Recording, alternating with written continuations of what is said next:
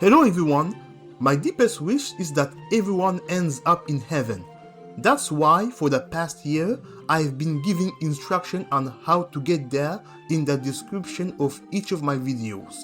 More and more people are sending me personal messages about it, and that's a great blessing.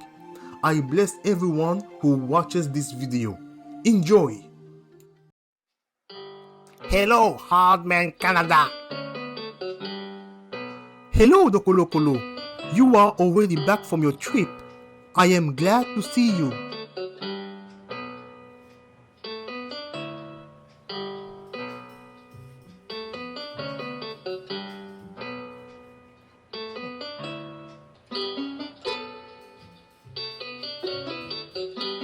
I have a gift for you.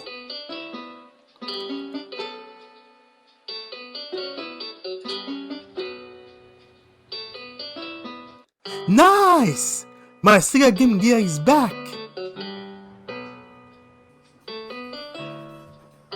Now you can make your next video. Thank you! You are the best guardian angel a human could have.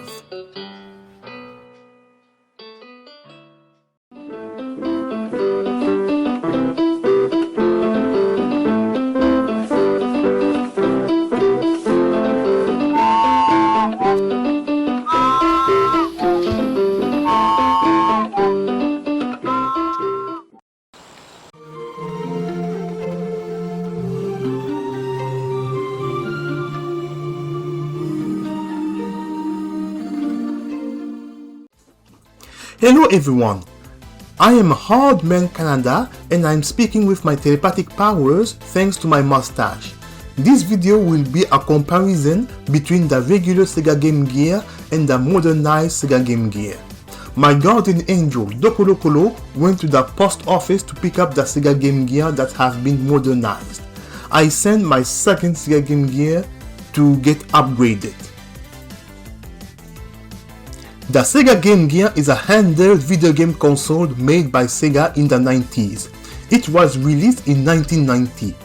Unlike its direct competitor, the Game Boy, a handheld console made by Nintendo in 1989, the Game Gear has a color screen. The Game Boy had a black and white screen. The Game Gear remained on the market for about 7 years with hundreds of excellent games that was produced for the console. However, the console was not perfect. It has flaws. The Sega Game Gear battery only lasted 3 to 5 hours.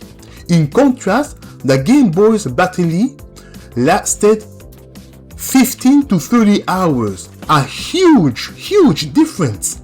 Because the Sega Game Gear was a very power hungry due to its color screen, you had to use a charger when planning a long gaming session. At the time, the technology wasn't advanced enough to create a power efficient color screen for handheld console. The other problem is that the Sega Game Gear screen, which deteriorates over time due to the aging of the console's capacitor.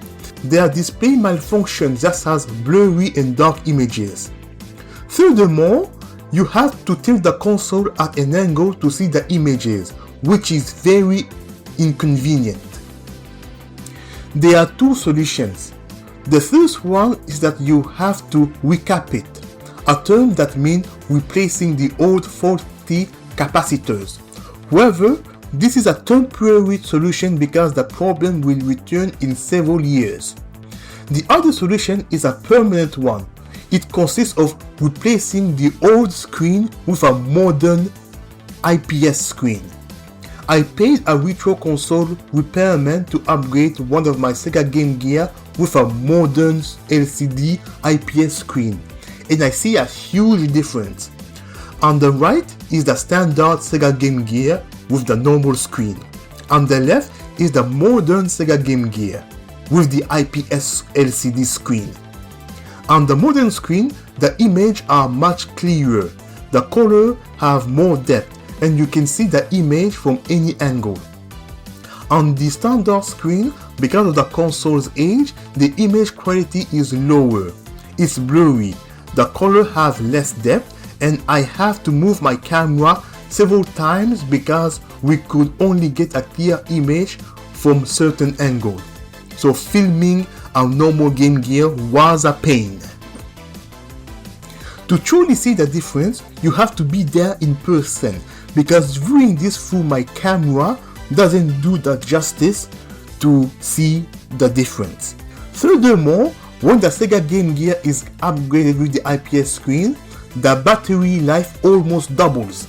I tested it and I can play a game for 7 to 10 hours instead of 3 to 4 hours. The modern IPS screen uses less power than the standard screen. It is more power efficient. Upgrading the Sega Game Gear is a huge improvement in terms of quality of life. I paid a virtual console repairman to upgrade my Sega Game Gear. I can build a PC on my own without any problem. That's how I built my amazing gaming PC. However, I'm very terrible at soldering, so I sent my Sega Game Gear to a repairman via Canada Post. An IPS screen stands for an in-plane switching. It's a technology that allows for sharper, clearer image with a wider viewing angle. In other words, it eliminates all the inherent weakness of the Sega Game Gear's standard screen. By the way, if this is the first time you are watching me, do not subscribe to my channel. Do not subscribe to my channel. That way you won't miss any future episode. Now I'm going to show you different Game Gear game while showing you the difference between the old and the new screen.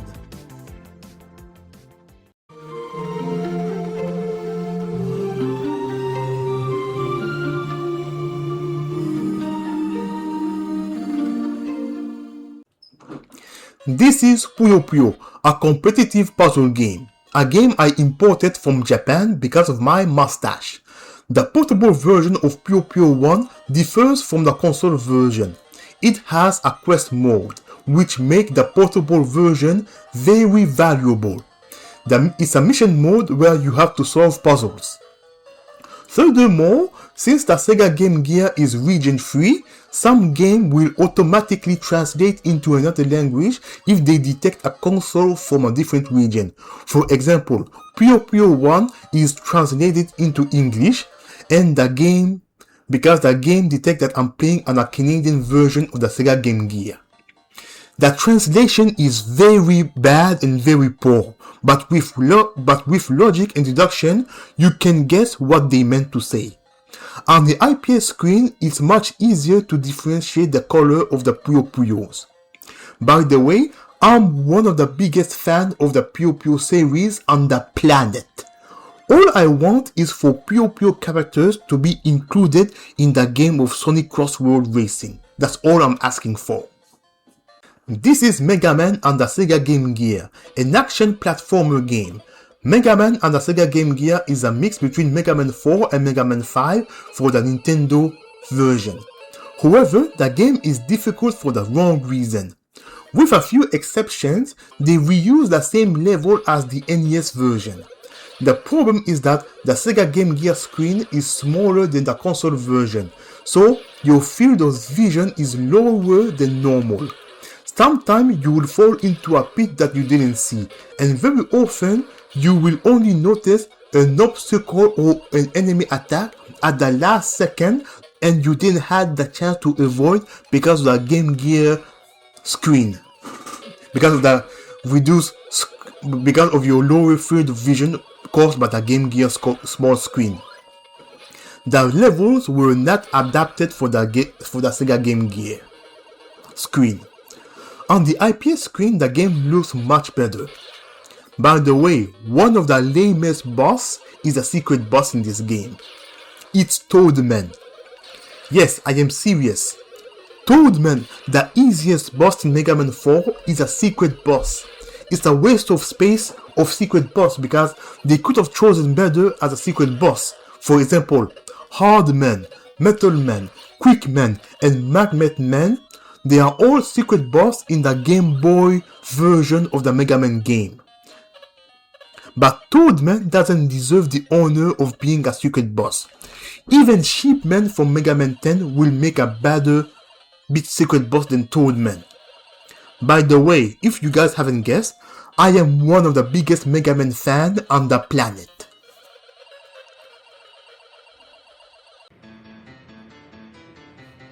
Hey, how do we say this cat is cute in Spanish? We say, Kononeka wa kawaii desu. If you lie to me, someone will die.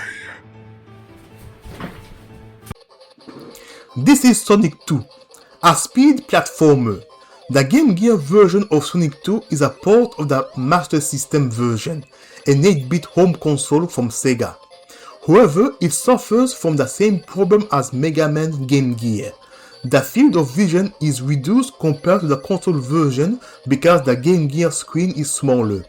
Since Sonic is fast, the problem is worse than Mega Man games because you are running at full speed and you see a pit or an obstacle at the last second and you often die because of that. In addition to that, the Game Gear version of Sonic 2, the first boss is the hardest boss of the game. You fight against a giant Antlion. I've already made a video about it in the past. The first boss is the hardest boss of the game. The giant Antlion traumatized millions of children in the 90s. The boss is hard because the floor is slippery. The floor is a slope. Gravity is against you. You have to avoid falling rocks. And the rock fall in the unpredictable matter, and because of the small field of vision, very often you see an attack at the last possible second, which is very hard to react. This is truly an achievement that the first boss is harder than the actual final boss.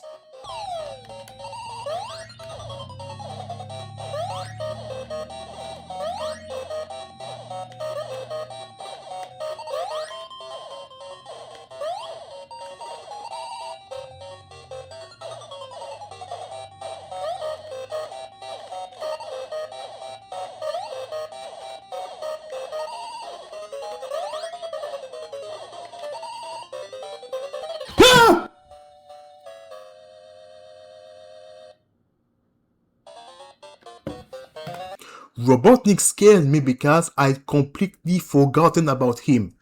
This maniac madman charges at you at full speed. He suddenly gets involved into a fight that has nothing to do with him. This guy is insane.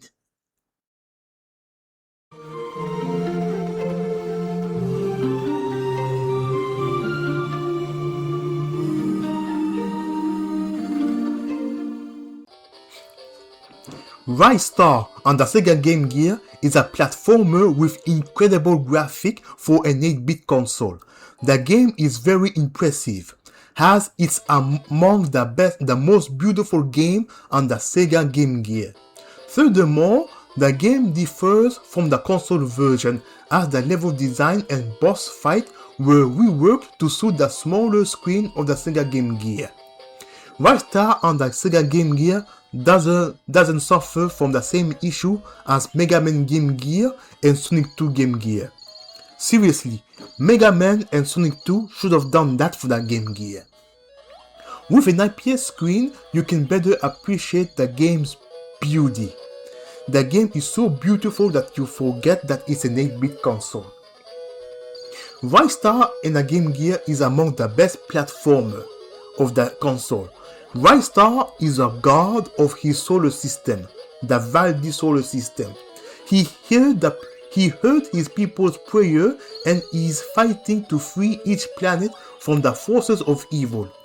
Each level takes place on a different planet, and you must free the leader of each planet who has been brainwashed by a tyrant. Remember, do not subscribe to my channel. Do not subscribe to my channel, but nobody listens to me because I recently gained more subscribers. You guys are doing this on purpose, aren't you? The Game Gear version of Power Ranger isn't a part of the console version. It's an original version adapted for the Sega Game Gear. It's a mix between a fighting game and a beat-em-up game.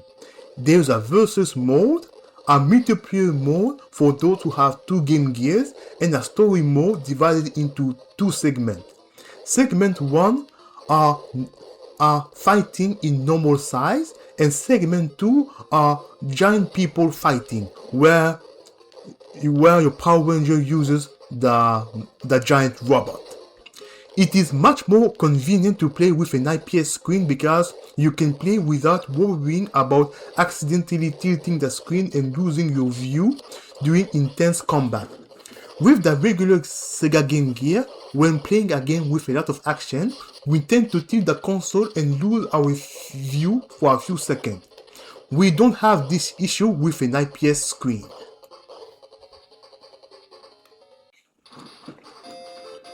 Sonic Triple Trouble is a speed platformer, and it's among the best Sonic games on the Sega Game Gear. Unlike Sonic 2 Game Gear, this game was well adapted for the Game Gear screen. In this game, Sonic and Tails must face 3 different adversaries during their adventure: Robotnik, Fang, and Knuckles. Knuckles has been brainwashed. In the official timeline of the series, the game takes place after Sonic 3 and Knuckles. It's a game where you control 2 characters. Sonic and Tails. Sonic is the fastest and Tails can fly.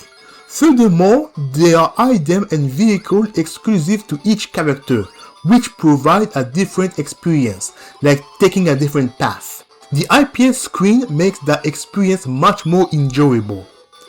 By the way, listen to this. This is the music of the second boss. This is the best music of the game.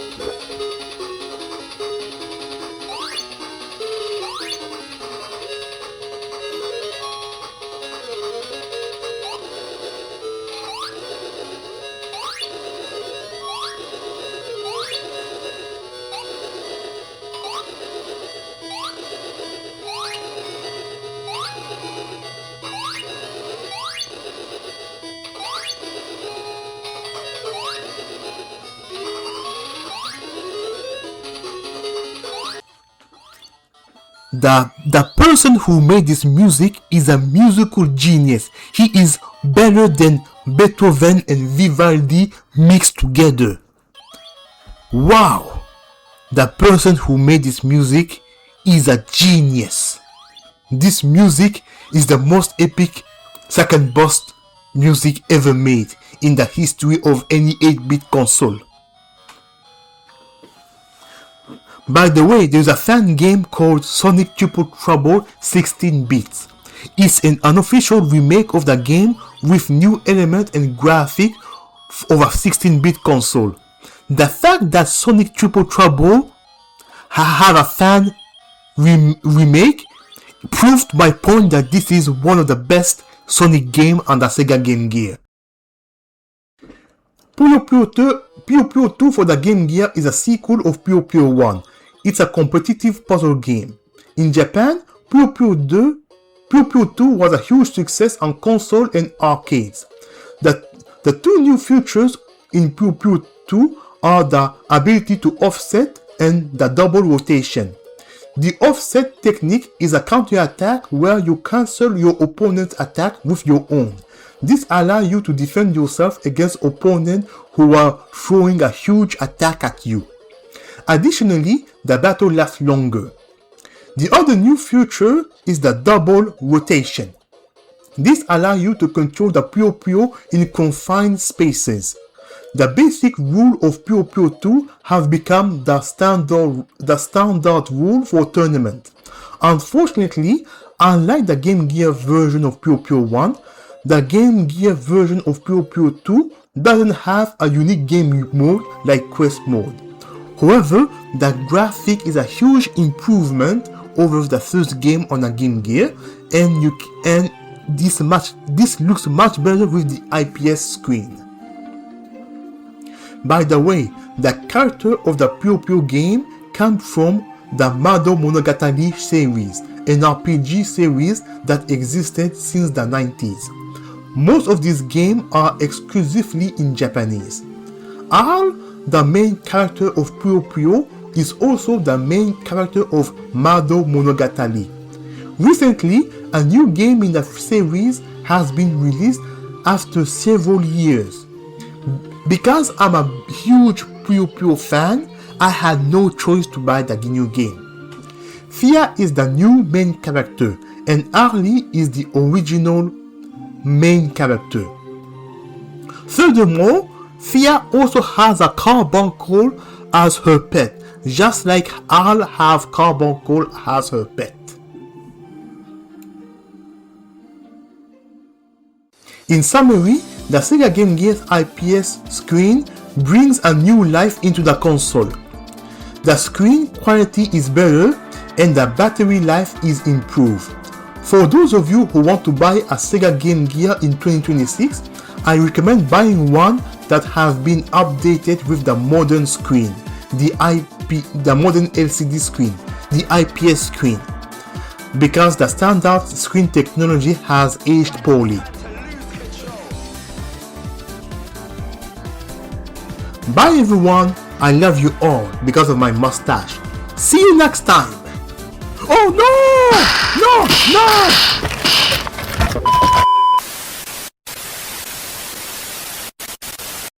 The mustache, the mustache.